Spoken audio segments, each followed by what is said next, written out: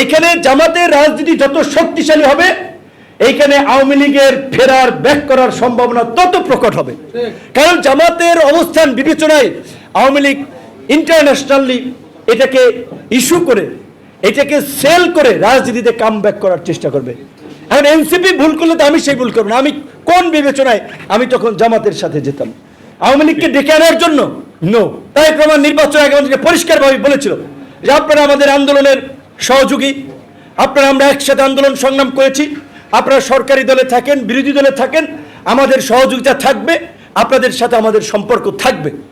কাজে আপনারা যদি মনে করেন যে অপোজিশন রাজনীতি করবেন, এখন থেকে তৈরি করেন, সামনে অনেক সুযোগ আছে।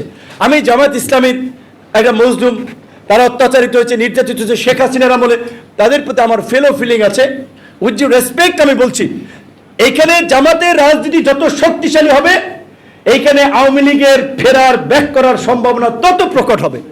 কারণ জামাতের অবস্থান বিবেচনায় আওয়ামী লীগ ইন্টারন্যাশনালি এটাকে ইস্যু করে, এটাকে সেল করে রাজনীতিতে কাম ব্যাক করার চেষ্টা করবে। এখন এনসিপি ভুল করলে তো আমি সেই ভুল করবো না। আমি কোন বিবেচনায় আমি তখন জামাতের সাথে যেতাম? আওয়ামী লীগকে ডেকে আনার জন্য নো। কাজে এইটুকু আমরা বলবো যে নেতৃত্বের প্রতি আস্থা রাখেন, আস্থা থাকতে হবে। আমরা অনেক উত্থান পতন, চড়াই উচ্চাই পরিস্থিতির মধ্যে দিয়ে গিয়েছি, কিন্তু ছোটখাটো সাকসেস হলেও আমরা এখন কিছুটা হলেও সাকসেস হয়েছি, যে একটা জায়গায় এসে দাঁড়িয়েছি।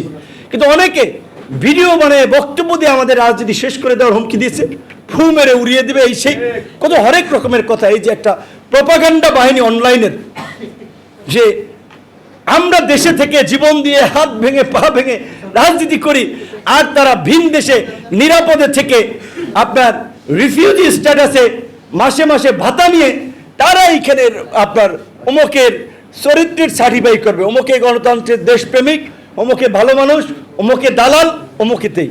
মানুষ এত বোকা না। কাজী সেই জায়গা থেকে আমি এটুকু বলবো, বিভ্রান্তিতে হতাশ হবেন না। আমি যদি একটা এক্সাম্পল আপনাদেরকে বলি, যে আমার ফেসবুকে 2.2 মিলিয়ন ফলোয়ার। এই নির্বাচনে আমরা বিএনপির সাথে অ্যালায়েন্স করেছি, প্রায় 1% মতো ভোট পেয়েছি। যদিও আমরা তো সব জায়গায় বিএনপিকেই সমর্থন দিয়েছি, আমাদের অন্য অন্য জায়গায় প্রার্থীরা দু এক জায়গায় দাঁড়াইছে, তাও বিএনপিকেই সাপোর্ট করছে। বিএনপির নেতৃবৃন্দ সমঝোতা করে নির্বাচন করছে। সিঙ্গেল নির্বাচন করে ধরেন 2-3-4% যদি আমরা ভোট পেতাম, তাহলে 2.2 মিলিয়ন ফলোয়ারের মধ্যে ইয়ত বিবেচনা ধরেন এখানে 20-15% লোক আছে যারা আমাদের রাজনীতি করে, তারা আমাদেরকে ফলো করে, আর 80%ই কিন্তু একেবারেই কমন পিপল। তার মধ্যে জামাতের সমর্থক, আওয়ামী লীগের সমর্থক, বিএনপির সমর্থক আছে। কাজী আমরা এই গণ অভ্যুত্থান ঘটাইয়া আওয়ামী লীগ বা ফ্যাসিবাদের যারা দোসর, তারা তো প্রতিনিয়ত আমাদেরকে ঘায়েল করার চেষ্টা করে যাচ্ছে। এখন আমি সরকারে আছি বিএনপির সাথে, তাই স্বাভাবিকভাবেই এখানে দেখে তো আমাদের এখন অপোজিশন রাজনীতিতে যারা আছে, যদি একসময় আমরা একসাথেই ছিলাম, একসাথে বলতে এক লাইনই রাজনীতি করেছি সেই সময় ফ্যাসিবাদ হটানোর জন্য, এখন একটা রাজনৈতিক প্রতিযোগিতা আছে, তারা স্বাভাবিকভাবেই নেতিবাচক মন্তব্য করে, বিভ্রান্ত করে মানুষকে ডিমোটিভেট করার চেষ্টা করবে।